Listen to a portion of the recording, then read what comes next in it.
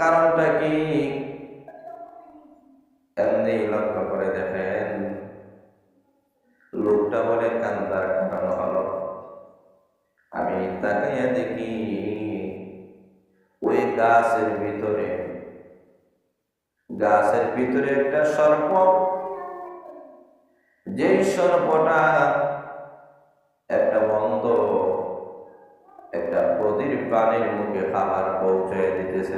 বলেন সুবহানাল্লাহ।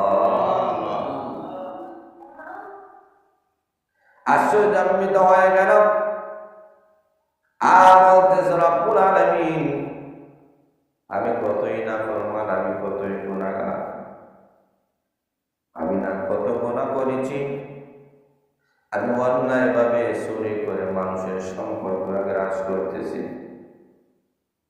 আয় আল্লাহ, তোমার নাম রাজ্জাক, আয় আল্লাহ তোমার নাম গফফার, আয় আল্লাহ তোমার নাম হলো গফুর। রব্বুল আলামিন, তুমি সর্বময় ক্ষমতার মালিক, তুমি ছাড়া কোনো মালিক নেই, খালিক নেই।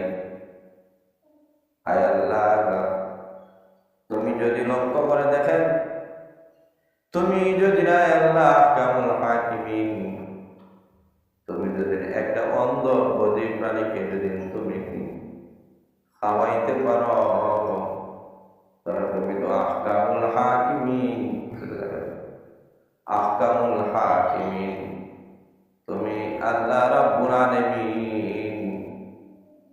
আমার মতো একজন আশরাফুল মাখলুকাতকে তুমি খাওয়াতে পারো, পড়াতে পারো। আজ থেকে আমি আর ডাকাতি করব না, সমস্ত ডাকাতের কাজ কর্ম ছাড়িয়া, ডাকাতি ছাড়িয়া লোকটা আল্লাহর ঘরখানায় খাবার মধ্যে চলে গিয়েছে। চোখের পানি বানায় কান্দে, আল্লাহ তুমি আমাকে মাফ করে দাও। তুমি যদি মাফ করে না দাও, তোমার এই গুনাহগার বান্দা কোথায় যাবে, কার দরবারে যাবে, কে তার জীবনের গুনাহ মাফ করবে? আল্লাহ রাব্বুল আলামিন জানায় দিয়েছেন, বান্দা যখন খাঁটি দিলে আহকামুল হাকিমের কাছে হাত তুলে দরখাস্ত করে ক্ষমা চায়, আল্লাহ রাব্বুল আলামিন তার জীবনের গুনাহগুলো মহান আল্লাহ মাফ করে দেয়। বান্দা আল্লাহর কাছে যখন মাফ চেয়েছে, আল্লাহ মাফ করে দেয়। লক্ষ্য করে দেখেন, এই কান্নাকাটি করার কারণে আল্লাহ তার জিন্দেগির গুনাহ মাফ করে। তাকে আল্লাহ এতদিন ছিল ডাকাতের সরদার, এখন মহান আল্লাহ তাকে অলিদের সরদার বানায় নিয়েছেন। সুবহানাল্লাহ।